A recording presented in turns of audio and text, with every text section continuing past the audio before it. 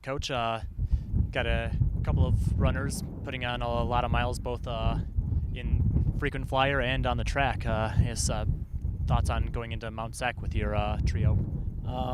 It's a good opportunity to get some national level competition. I mean, we go out there to get in good weather against good competition with, just unbelievable temperatures late at night out in Southern California. So hopefully go out there and see what we can do.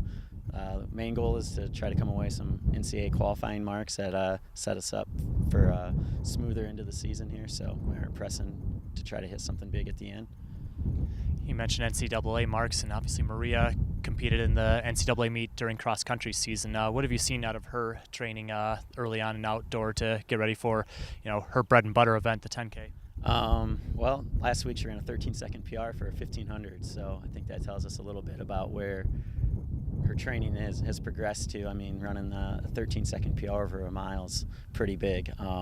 So yeah, she's in great shape. We could probably actually go out there and run a pretty controlled effort for her, for hopefully what it'll take to make it to the NCAA meet and not leave the meet completely gassed and be able to resume training at a relatively high level coming off of it. What's the rest of the contingent up to out west? Alessia will be running the steeplechase at Mount Sac on Thursday night.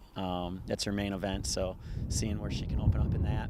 And then coming back Friday and running the 1,500 at Azusa Pacific. Carly Davis, freshman, who also ran a huge PR in the 1,500 for us this weekend, is going to run the 5K at Azusa Pacific Friday night. So looking for a big breakthrough with her. I think Carly's ready to do some big things, so especially compared to where her solid mark was in indoor for the 5. But yeah, it'll be exciting to see what the group can do.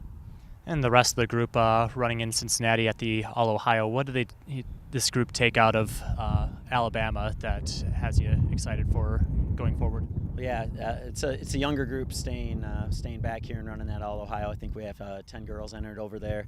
Of the 15 mid-distance girls that have raced so far this outdoor season, 12 of them have ran lifetime best in the first 2 meets. So most of this group is coming off of a PR, one of the last 2, if not both, each of the last 2 weekends. So just looking to get some more experience. There's some team points in the line, so we want to be accountable to do our part to help the team perform as high as it can. So yeah, looking forward to it. Probably off events for most of the girls except for the steeplechasers, getting some more reps in the water pit and whatnot. So all right, Maria, gonna get some miles in both in traveling and running, getting a 10K in over at Mount Sac. I guess thoughts on this weekend?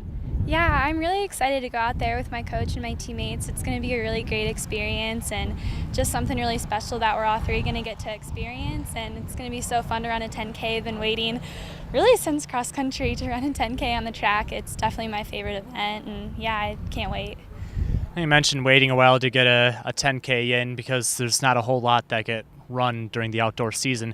I guess what have you been doing to really try to prepare for hitting a good time when you finally get this opportunity? Yeah, I've definitely been putting in a lot of miles, doing a lot of 10K workouts, lots of laps on the track, but that's kind of my bread and butter and I love it. And yeah, just lots of miles in and now kind of starting to taper back a little bit and getting ready for something big. Looking at last weekend with your race before, I guess, how did you feel in terms of your performance and preparation for this?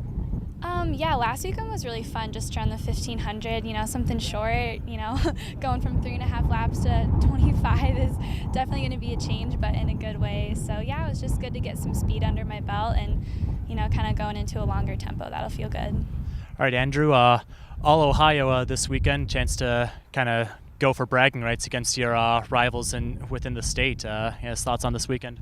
Yeah, like you said, it's always fun to compete against the Ohio schools. It's good for recruiting and good for just kind of knowing where we are in the season. It's the first kind of meet that team scores might matter a little bit. And we got a lot of guys who are, I think, ready to go compete for an Ohio title, I guess you could say. So it should be an exciting weekend and looking forward to it. What do you figure the team in your group specifically took out of your trip to Alabama? Yeah, it looks like a lot of guys are in really well. Some of us stayed behind, just kept training through. But for the most part, it looks like the guys ran well. They saw a little of the SEC competition. I think it was a great trip for the younger guys to kind of see what the big meets look like and what racing at night, stuff like that. So, the season's underway, and I think everyone got a good taste of real collegiate competition this past weekend, and I think they're in good shape for this upcoming weekend. Now that you've gotten a couple meets under your belt, a month away till conference meet, I guess what's what changes in terms of strategy and preparation?